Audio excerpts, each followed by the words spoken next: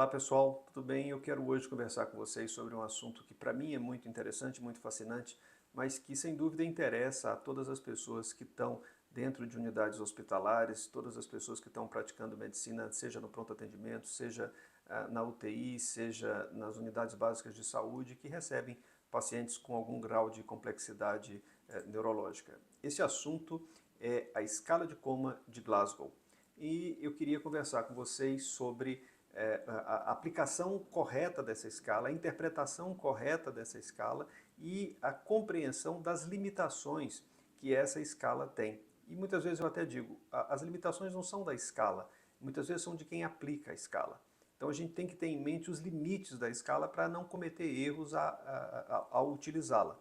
Então, a primeira coisa que a gente tem que falar sobre a escala de Coma de Glasgow é que ela é feita a partir da análise de três parâmetros que são completamente independentes entre si, que são a resposta verbal, a resposta motora e a abertura ocular. Então, a gente vai aplicar, fazer essas perguntas aqui ao paciente comatoso, se é que perguntas entre aspas, né? Vai ver se ele obedece comando, se ele não obedece localizador, se ele no localizador, se ele faz uma flexão inespecífica, uma decorticação, e a gente vai pontuar cada resposta dessa isoladamente no seu parâmetro e depois fazer a soma. Observe o que eu estou falando. Primeiro nós vamos avaliar isoladamente cada parâmetro e depois nós vamos fazer a soma.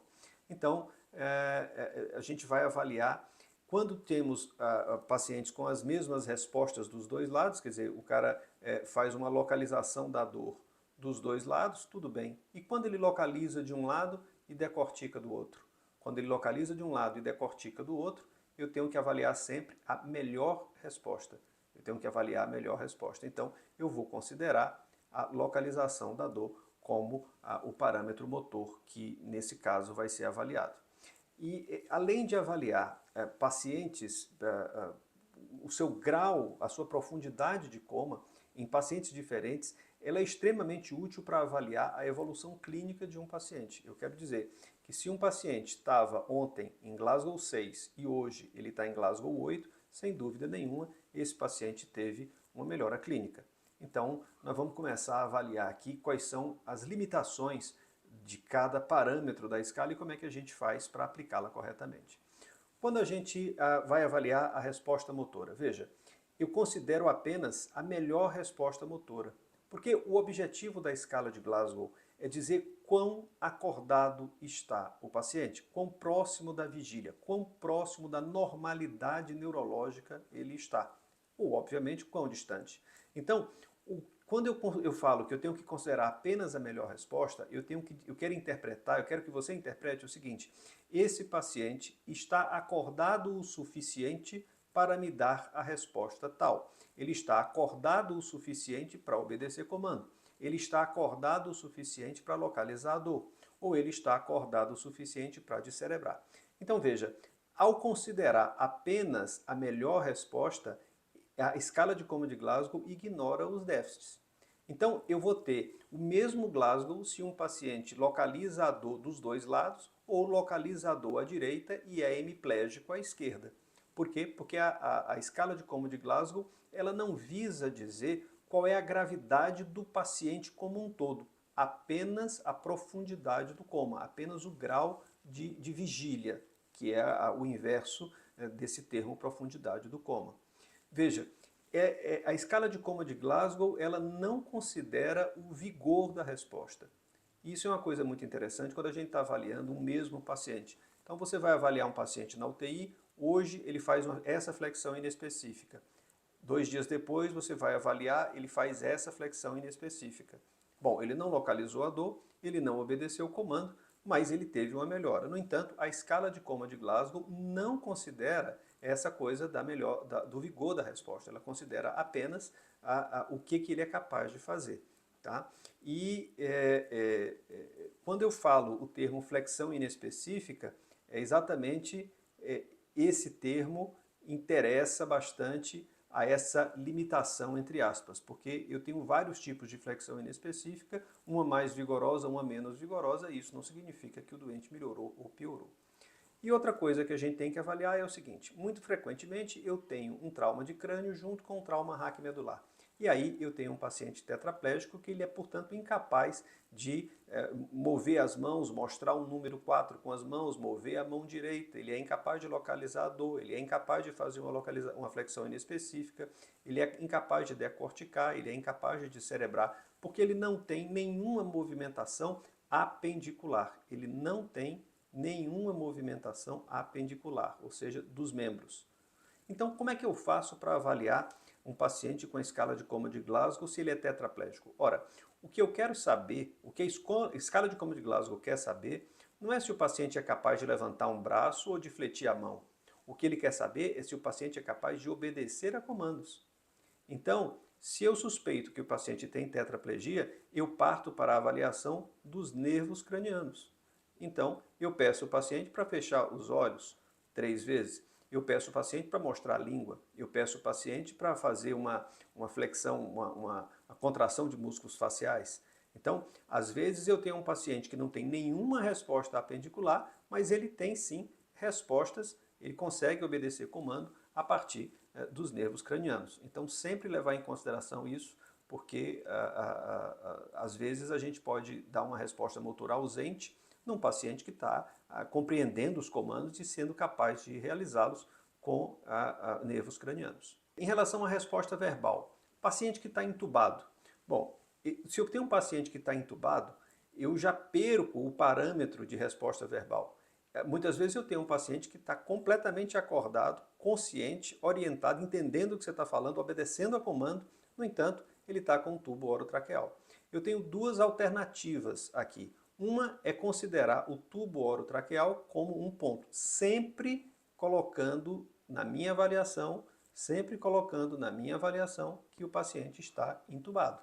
Então, ou eu coloco a intubação orotraqueal como um ponto, ou eu considero o chamado pseudoscore. Eu simplesmente deixo de avaliar a resposta verbal, coloco resposta motora é X, abertura ocular é Y e o Glasgow é X mais Y, considerando que o paciente está em intubação orotraqueal.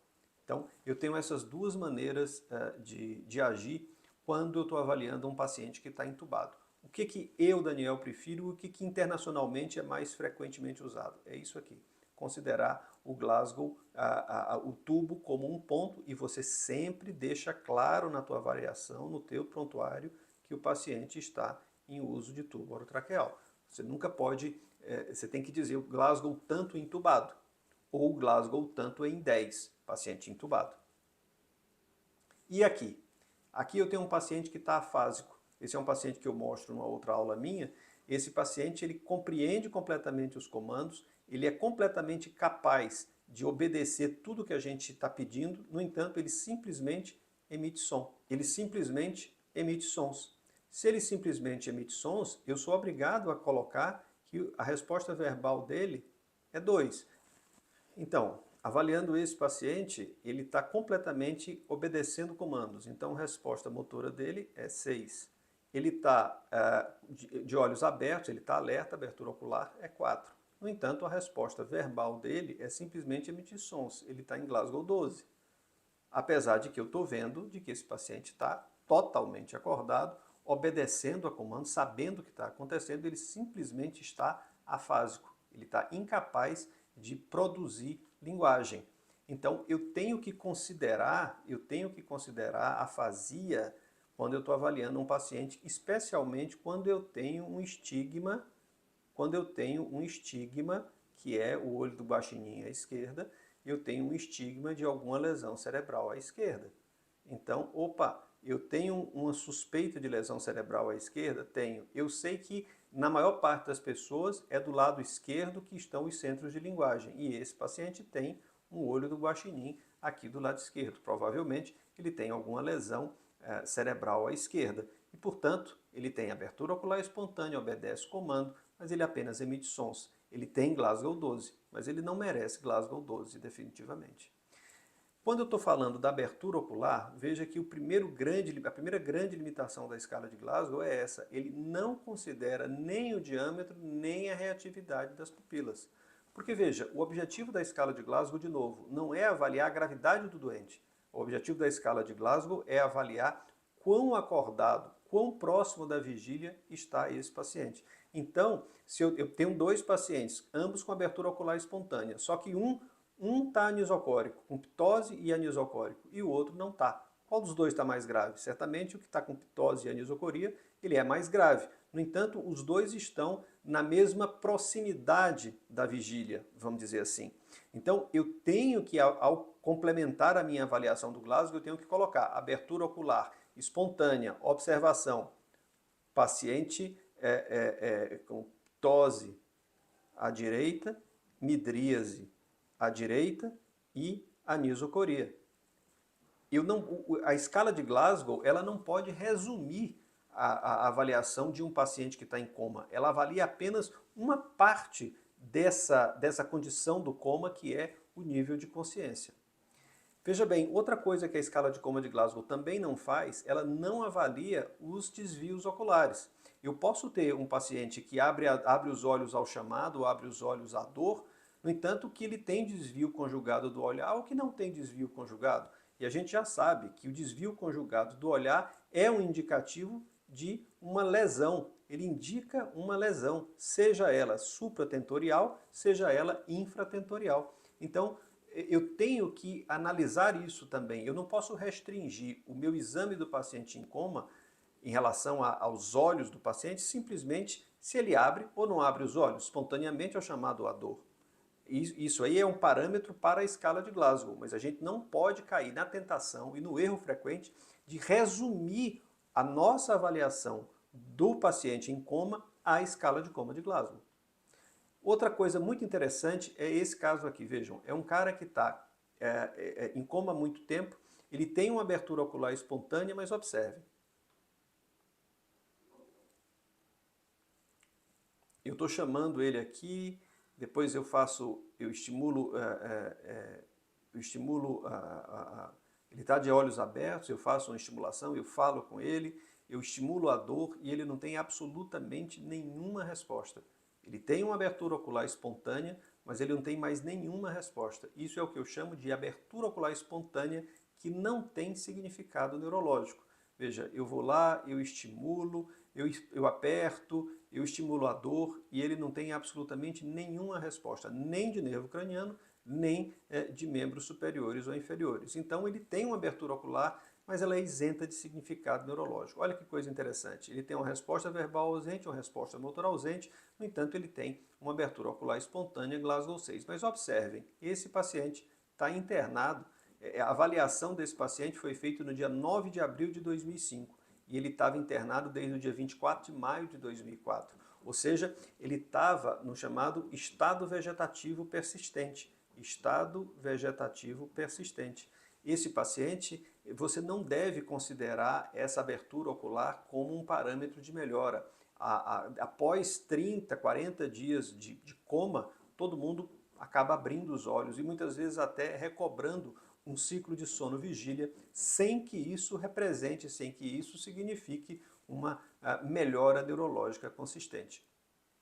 Outra limitação, que é uma limitação geral da escala, ela não incorpora reflexos de tronco.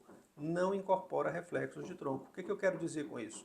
Eu quero dizer que eu tenho um Glasgow 3 com reflexos de tronco presente, é completamente diferente de ter um Glasgow 3 sem os reflexos de tronco.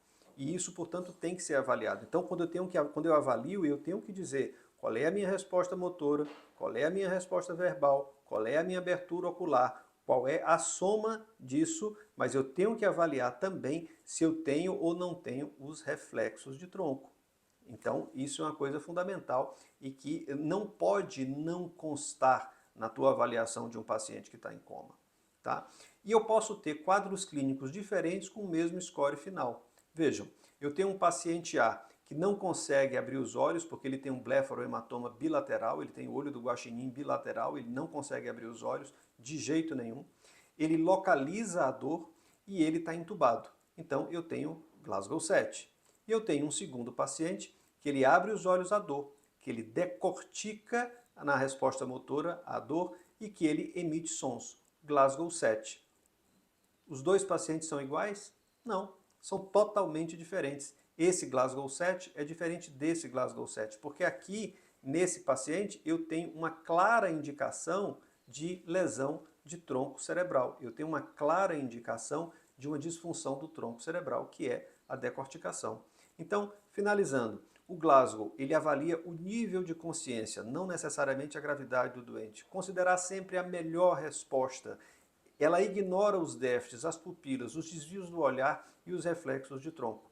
Eu tenho que considerar os parâmetros separadamente e considerar o exame neurológico. Então, para finalizar, você nunca deve resumir o paciente, o estudo do paciente em coma Glasgow X. Não, você tem que colocar abertura ocular, você tem que colocar a resposta verbal, você tem que colocar a resposta motora, depois você coloca a soma e você coloca todas as avaliações em relação a déficits, pupila, desvio do olhar, reflexos de tronco e outras anormalidades de exame neurológico. Então, isso que eu queria falar para vocês hoje sobre esses macetes no uso da escala de Glasgow. Foi um prazer.